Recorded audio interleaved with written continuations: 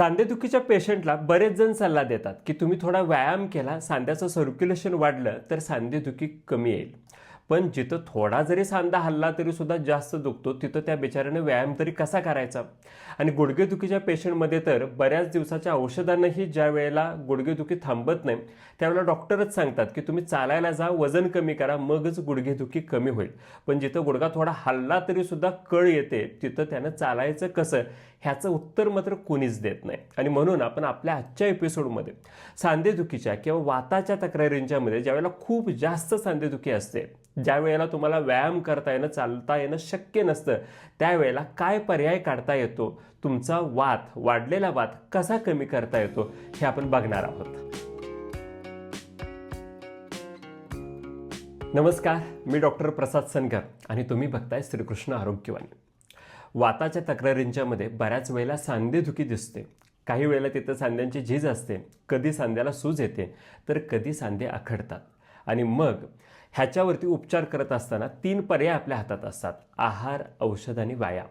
ह्याच्यामध्ये आपण आहारातली पथ्य पण पाळू शकतो, औषध तर आपण घेतोच, पण व्यायामाची बाजू मात्र पडते, कारण सांधा हलवताच येत नाही. मग ह्याच्यामध्ये पर्याय काय? तर ह्याला एक उत्तम पर्याय आपल्या योगशास्त्रामध्ये आहे, तो म्हणजेच प्राणायाम. तुम्ही म्हणाल की प्राणायाम हा तर ब्रीदिंग एक्झरसाइज आहे, ह्याचा वाताशी काय संबंध? पण आपल्या शरीरामध्ये जी प्राणशक्ती आहे, ती प्राणशक्ती आपल्या शरीरात वायूच्या स्वरूपातच असते. म्हणजे साक्षात वात दोष हीच आपली प्राणशक्ती आहे. आणि त्यामुळं जर ह्या प्राणशक्तीवरती व्यवस्थित नियंत्रण ठेवायचं असेल तर आपल्याला प्राणायाम करणं अगदी गरजेचं असतं. आयुर्वेदामध्ये एक श्लोक सुद्धा आलाय: देहे स्त्रोतांसी रिक्तानी पूरयित्वा अनिलोबली करितो विविधान व्याधीन सर्व अंग एकांग संश्रितानो. म्हणजेच ह्याच्यामध्ये चरक संहितेत असं सांगितलंय की ज्या वेळेला आपल्या शरीरामध्ये पोकळी निर्माण होते, तिथं वात दोष साचायला लागतो. त्या साचलेल्या वातदोषामुळे आपल्याला अनेक वाताच्या व्याधी व्हायला लागतात. ह्याच्यामध्येच सांधेदुखी सुद्धा येते. आणि ह्या जर वातावरती नियंत्रण ठेवायचं असेल तर आपल्याला प्राणशक्तीचं नियमन करणं गरजेचं आहे. त्याच्यासाठी प्राणायाम करायलाच पाहिजेत. इथं तुम्हाला कोणते प्राणायाम करायचे आहेत हे मी सांगणार आहेच, पण प्राणायाम केल्यामुळं काय काय बदल घडू शकतात हेही सांगतो. तर जर आपण व्यवस्थित प्राणायाम केले तर आपल्याला 5 फायदे दिसतात. सगळ्यात पहिला फायदा म्हणजे जर आपण स्पेसिफिक सिलेक्टेड काही प्राणायाम केले जे वात दोषावरती काम करतात, तर आपल्या शरीरात वाढलेला वातदोष त्याच्यामुळे कमी होतो. तेच आपल्या आजच्या व्हिडिओचं मुख्य ध्येय सुद्धा आहे. दुसरी गोष्ट म्हणजे प्राणायाम व्यवस्थित जर आपण केले तर आपलं बॉडी मेटाबॉलिझम आणि सर्क्युलेशन चांगलं होतं. आणि त्याच्यामुळं तुम्हाला जर ॲडिशनल म्हणजेच बीपीची तक्रार, शुगरची तक्रार किंवा कोलेस्ट्रॉल वगैरे अशा जर काही मेटाबॉलिक डिसिजेस असतील तर त्यासुद्धा ह्याच्यातून कमी येऊ शकतात. तिसरी गोष्ट म्हणजे आपल्याला बऱ्याच वेळेला असं वाटतं की आपण आसनं वगैरे केल्यानंतर आपण बारीक होत, पण तसं होत नाही. घेरंड संहितेमध्ये प्राणायामाचा फायदा सांगितला: प्राणायामात लाघवम. म्हणजेच प्राणायाम जर केला तर तुमचं जड शरीर हलकं होईल. म्हणजेच इथं जर तुम्हाला वेट लॉस करायचा असेल तर तुम्हाला प्राणायामाकडे लक्ष देणं खूप गरजेचं आहे. आणि त्यानंतरचा चौथा फायदा म्हणजे ज्यावेळेला सांधेदुखी असते त्यावेळेला सुजणाऱ्या किंवा दुखणाऱ्या सांध्याच्या ठिकाणी इन्फ्लामेशन चालू असतं. आणि तिथं जेवढं जास्त ऑक्सिजनेशन आपण करू तर तेवढा जास्त फायदा होतो. तिथली सूज, तिथलं दुखणं लवकर कमी येतं. आणि प्राणायाम केल्यामुळं आपल्या शरीरातलं ऑक्सिजनेशन, प्राणवायूचं संचरण जास्त चांगलं होतं. आणि 5वा फायदा म्हणजे वारंवार दुखण्यामुळं तो व्यक्ती वैतागलेला असतो, हैराण झालेला असतो. आणि त्यावेळेला त्याच्या वैतागलेल्या मनाला रिलॅक्स करण्यासाठी सुद्धा प्राणायाम उत्तम आहेत. Role of pranayama in yogic management of vata diseases हा एक research paper international journal of innovative सायन्सेसमध्ये प्रकाशित करण्यात आला अनया गुप्ता आणि त्यांच्या सहकाऱ्यांच्याकडून. हा स्टडी पतंजली विद्यापीठ हरिद्वार इथं करण्यात आला होता. आणि तिथं प्राणायामातून आपण वाताच्या विकारांना कसं जिंकू शकतो हे सांगितलं आहे. आणि त्याच्यासाठी काही स्पेसिफिक प्राणायाम इथं तुम्ही करू शकता हे सुद्धा त्याच्यामध्ये सुचवलं गेलं. ह्याच्यामध्ये सगळ्यात उत्तम प्राणायाम आहे नाडीशोधन. आजारातून वैतागलेल्या मनाला त्या आजारातून बाहेर पडण्याचं सामर्थ्य देणारा, मोकळा अवकाश देणारा प्राणायाम म्हणजे नाडीशोधन. नाडीशोधनमध्ये आपल्याला इडा म्हणजेच डावी नाडी आणि पिंगला म्हणजे उजवी नाडी ह्यांचा बॅलन्स साधायचा आहे. हे करण्यासाठी तुम्हाला डावा हात ध्यान मुद्रेमध्ये चित्रात दाखवल्याप्रमाणे आणि उजवा हात तसाच दाखवल्याप्रमाणे विष्णू मुद्रेमध्ये किंवा प्रणव मुद्रेमध्ये ठेवायचा आहे.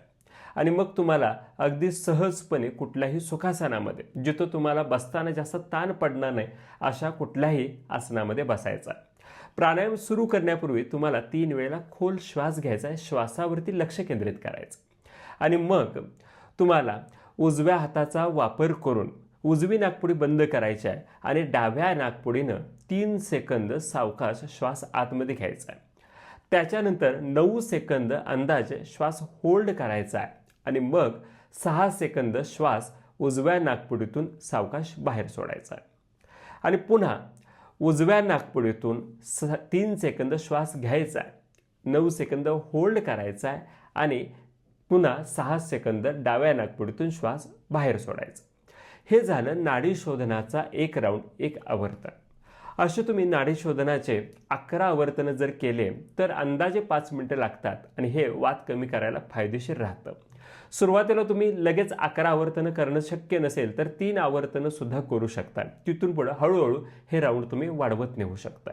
आपण वाताचे अनेक व्हिडिओ बनवलेत, तुम्ही ते बघितलं असाल तर तुमच्या लक्षात आलं असेल की वात दोष हा शीत गुणाचा असतो आणि त्यामुळे जर वातावरती विजय मिळवायचा असेल तर आपल्याला आपल्या शरीरातला उष्ण गुणधर्म वाढवणं गरजेचं आहे आणि त्याच्यासाठी एक बेस्ट प्राणायाम आहे सूर्यभेदन. आणि हठयोग प्रदीपिका ह्या ग्रंथामध्ये सुद्धा कपाल शोधनम वात दोषग्नम असा ह्याचा फायदा सांगितला आहे. म्हणजेच ह्याच्यातून वात दोष तर कमी येतोच, त्याचबरोबर कपाल म्हणजेच आपल्या सायनसेस सुद्धा ह्याच्यामुळे क्लिअर होतात.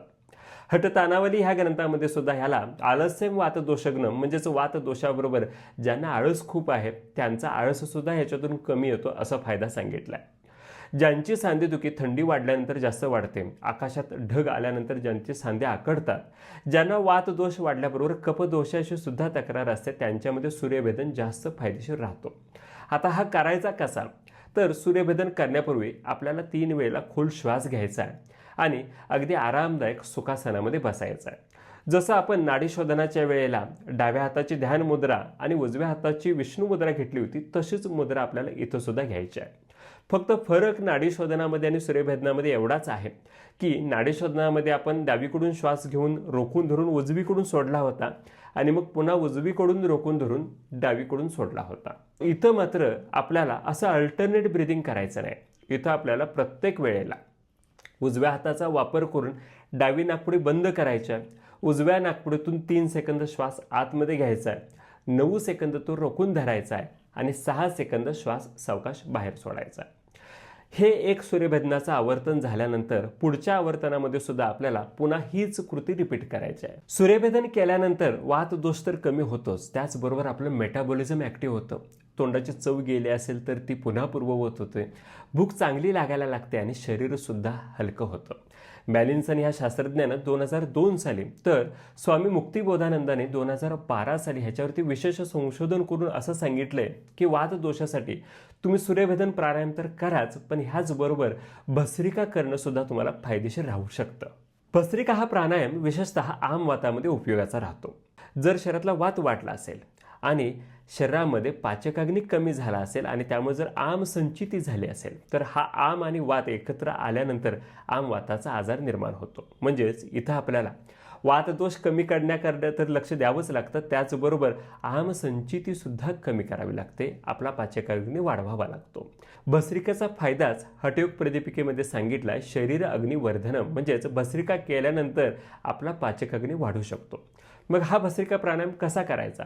तर ह्याच्यासाठी सुद्धा तुम्हाला आरामदायक स्थितीमध्ये सुखासनामध्ये किंवा वज्रासनामध्ये बसायचं आहे. सुरुवातीला 2 ते 3 वेळेला संथ श्वास घ्यायचा, श्वासावरती लक्ष केंद्रित करायचं आणि मग पोटाच्या स्नायूंचा वापर करून तुम्हाला वेगानं श्वास आतमध्ये घ्यायचा आहे आणि वेगानं श्वास बाहेर ढकलायचा आहे. असा एक श्वास म्हणजेच एक स्ट्रोक आपल्याला रिपीट करायचा आहे. अंदाजे 20 ते 30 स्ट्रोक ज्यावेळेला आपण रिपीट करू त्यावेळेला आपलं भस्त्रिकेचं एक आवर्तन कंप्लीट होतं. अशी भस्त्रिकेची तुम्ही 3 ते 5 आवर्तनं सुद्धा करू शकताय. भस्त्रिका करत असताना थोडं आपण वेगानं श्वास घेत असतो, त्यामुळं इथं बॉडी मेटाबॉलिझम ॲक्टिव्ह होतं, सर्क्युलेशनसुद्धा चांगलं होतं, पण थोडा थकवा किंवा थोडं गरगरल्यासारखं वाटू शकतं आणि त्यामुळं भस्त्रिका केल्यानंतर आपल्याला रेस्ट घेणं किंवा श्वासामध्ये काही मिनटं पडून राहणं गरजेचं आहे. वात कमी करण्याबरोबरच इतरसुद्धा प्राणायामाचे अनेक फायदे आपल्याला बघायला मिळतात आणि म्हणूनच त्याला फक्त ब्रीदिंग एक्झरसाइज म्हटलं तर ते प्राणायामावरती अन्याय केल्यासारखं होतं. बऱ्याच वेळेला म्हटलं सुद्धा जातं की pranayama is most underrated yoga practice. आपल्याला मात्र आता कळालं की नाडी शोधन, सूर्यबदन आणि भस्त्रिका करून आपण वातावरती विजय मिळवू शकतो. त्यामुळं आहार आणि औषध ह्या दोन गोष्टींना न विसरता आहाराची पथ्य व्यवस्थित पाळून आणि योग्य पद्धतीची औषधं घेऊन आणि सोबतच जर तुम्ही प्राणायाम केला तर वातावरती नियंत्रण मिळवू शकता. शेवटी जाता जाता एकच सांगतो की वाताच्या गाडीला ब्रेक लावायचा असेल तर प्राणायामाशिवाय पर्याय नाही आणि त्यामुळं रोज निदान 15 मिनटं काढा आणि प्राणायाम करा. वाताचं दुखणं ज्यावेळेला कमी होईल, सांधे तुम्ही सहजपणे हलवू शकाल, त्यावेळेला इतर व्यायाम आणि योगासनं तर तुमची वाट बघता येतच, ते त्यावेळेला नंतर करायला नक्की सुरुवात करा. हा व्हिडिओ कसा वाटला आम्हाला कळवा आणि वाताचे अनेक व्हिडिओ आपण बनवलेले आहेत, ते सुद्धा मी देतो. ती अख्खी प्लेलिस्टची लिंक देतो, तेच व्हिडिओसुद्धा बघून घ्या. या व्हिडिओमध्ये मी इथंच थांबतोय. पुन्हा नवीन व्हिडिओमध्ये भेटूया. धन्यवाद.